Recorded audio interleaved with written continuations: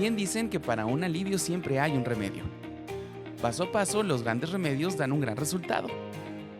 Adéntrate a esta plática con la doctora Denise Peña y bienvenido seas a Grandes Remedios.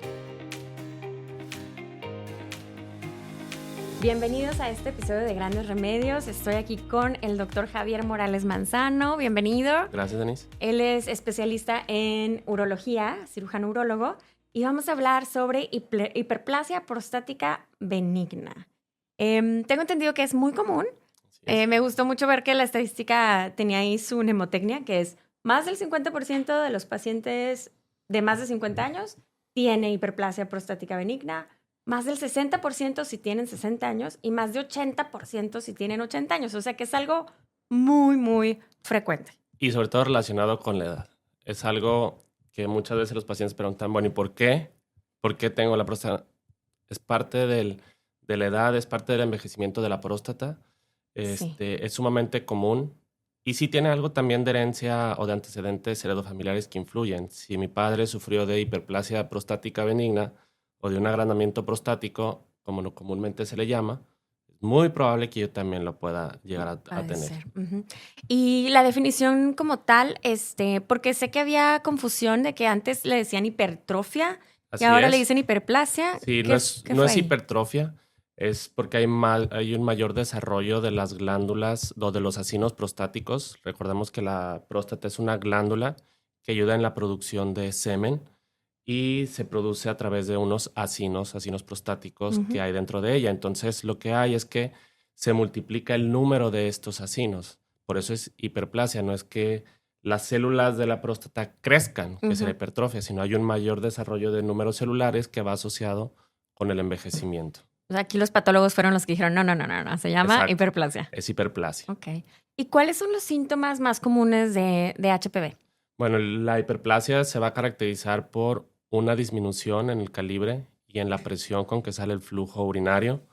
Muchas veces esto es lo primero que va a pasar. Sin embargo, muchas veces los pacientes piensan que es algo que va con la edad. Es normal. Es normal. Voy al baño, estoy orinando y ahí llega un hombre más joven y llega y orina fuerte y se va y yo sigo ahí. Normal es la edad. Pero al final vacío mi vejiga. Me voy satisfecho de haber tenido una micción en donde yo siento que vacío mi vejiga y listo. No hago caso, pero después empieza a haber goteo, terminé de orinar y la gotita traicionera, como le dicen. Hay flujo interrumpido, sale, corta, vuelve a salir de manera involuntaria. O siento que no vacié bien la vejiga y eso me hace volver a ir a orinar en un periodo menor a 2 horas. Eso ya es frecuencia urinaria. Ya se está yendo y yendo. Ajá. Conforme sigue evolucionando la enfermedad y yo sigo sin tratarme, mi vejiga todo este tiempo ha estado tratando de compensar esa obstrucción.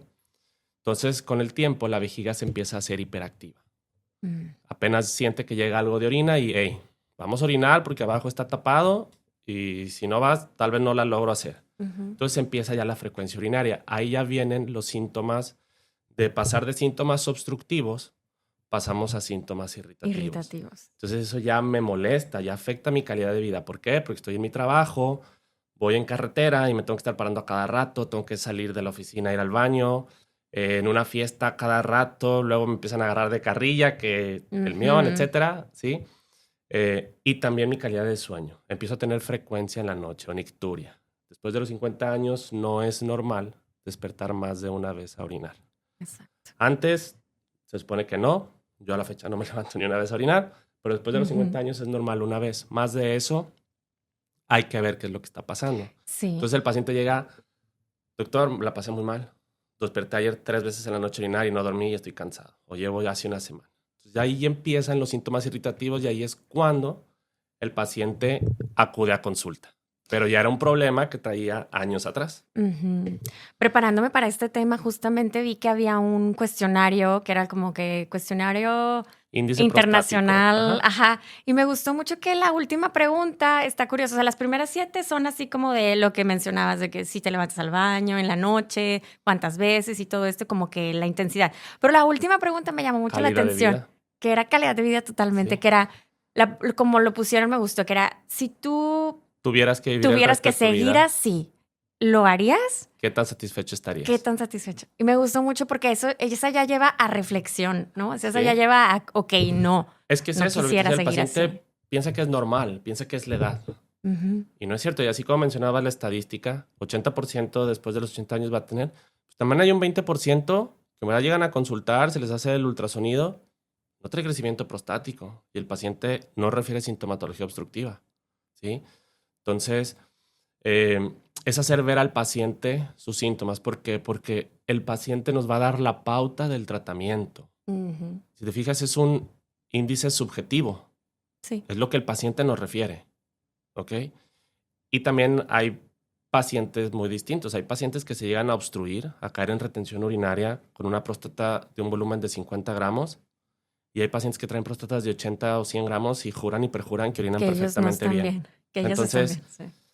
De hecho, bueno. te quería preguntar, o sea, ¿cuál es el peor escenario así de alguien que dice, no me estoy tratando? ¿Cuál sería el peor escenario que pudieran ver? Una urgencia que es retención aguda de orina. Que Que se ya ve no que puede duele orinar. muchísimo, ¿no? Si ya no puede orinar, es una urgencia. El paciente Ujú. tiene que acudir al servicio de urgencias a colocación de sonda para desobstruir la vía urinaria. Y ya Ujú. entonces eso ya se convierte en complicación y en indicaciones absolutas de un tratamiento incluso ya quirúrgico. Ujú. Em, Bueno, y el diagnóstico, nos saltamos un poquillo acá, pero el diagnóstico, ¿lo hacen por ultrasonido? O sea, sí, revisando el el volumen. ultrasonido es una herramienta fácil, no da radiación, económica, accesible para cualquier persona y nos damos cuenta del volumen, descartamos complicaciones como litiasis vesical o piedras dentro de la vejiga. Ujú. Evaluamos un poquito la dinámica miccional porque podemos pedir al paciente que vaya con deseo de orinar. Se evalúa el volumen vesical y luego lo mandamos a orinar y vemos qué tanta orina residual, la cual no debe de ser mayor a un 10%. Ok.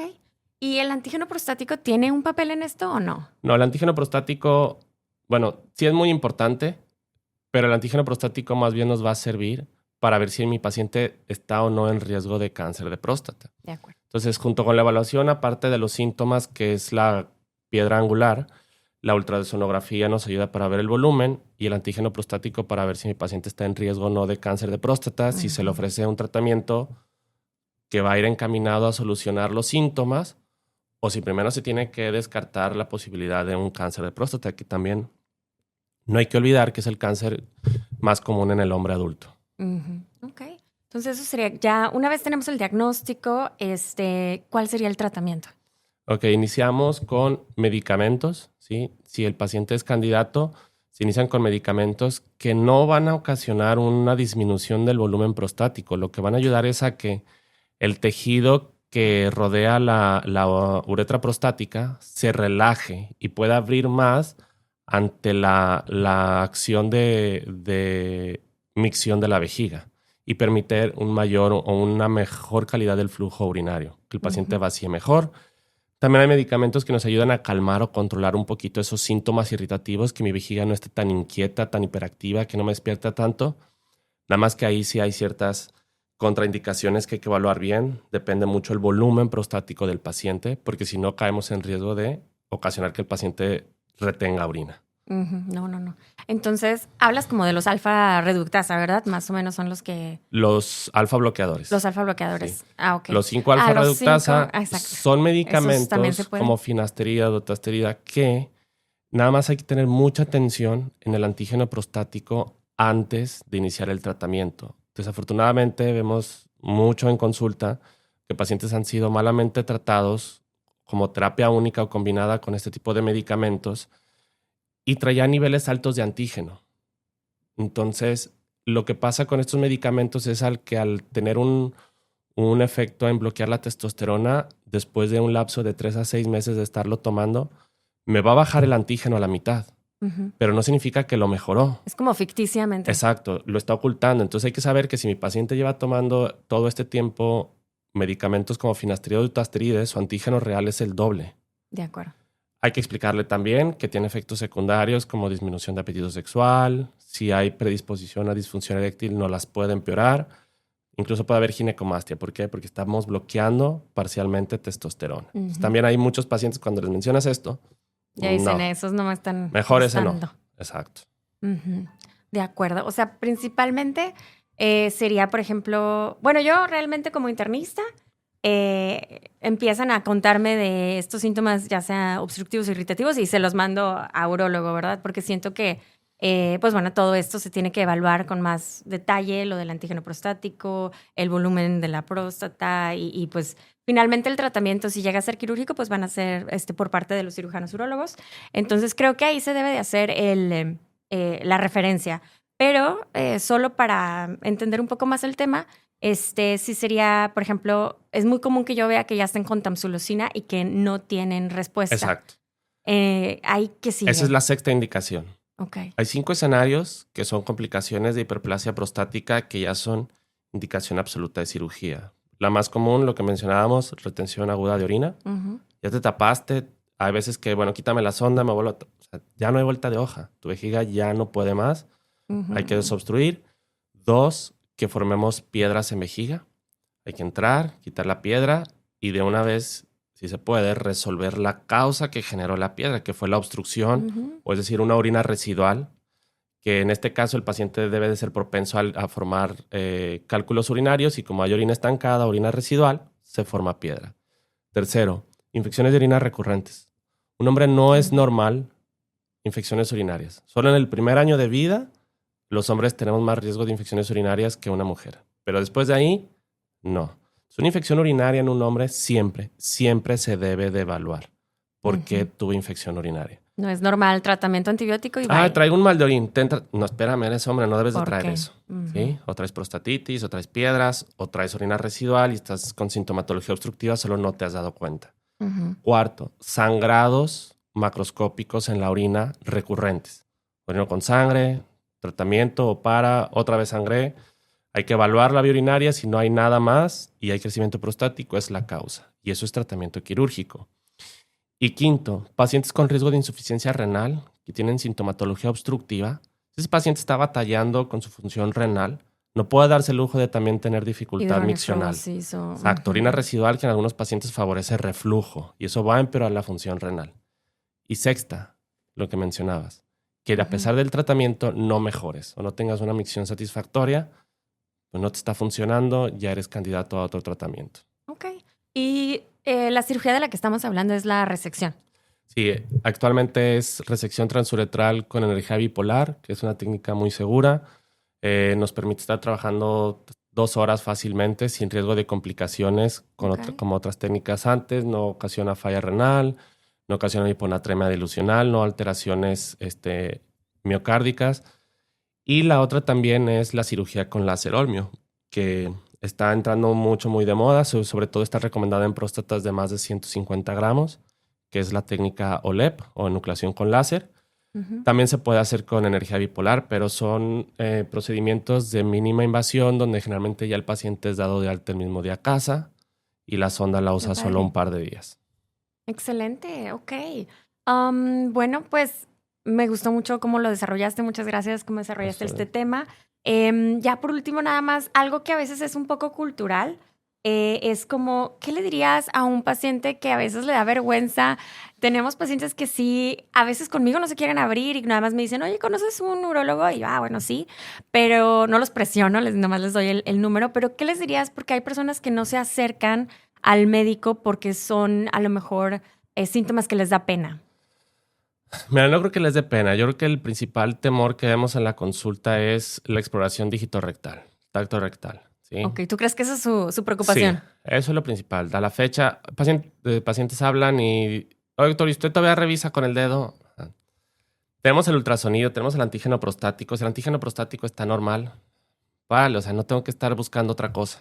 Sin embargo, si hay alteraciones o si vemos que el antígeno prostático no baja, pues sí, lo ideal es que antes de pedir una biopsia es ver si en verdad hay posibilidad. O sea, la exploración física nos sigue dando mucha información, pero yo creo que es eso.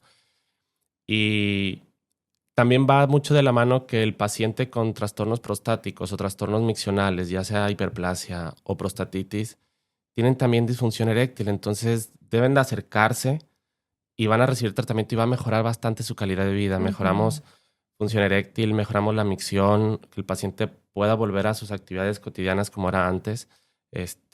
Mejora bastante la calidad de vida del paciente. Excelente. Sí, o sea, sepan los síntomas y sepan que que hay solución y la verdad es que los tratamientos se escuchan bastante bien. Sí. Y tienen mucha evidencia, o sea, esto no es algo nuevo, o sea, todas esas cosas tienen muchos estudios detrás de ellos que los respaldan. Entonces, pues felicidades y muchas gracias por venir. Gracias por la invitación. Y recuerda, tú eres tu gran remedio. Acompaña a la doctora Denise Peña en el próximo episodio y seguir entendiendo y aprendiendo los grandes remedios.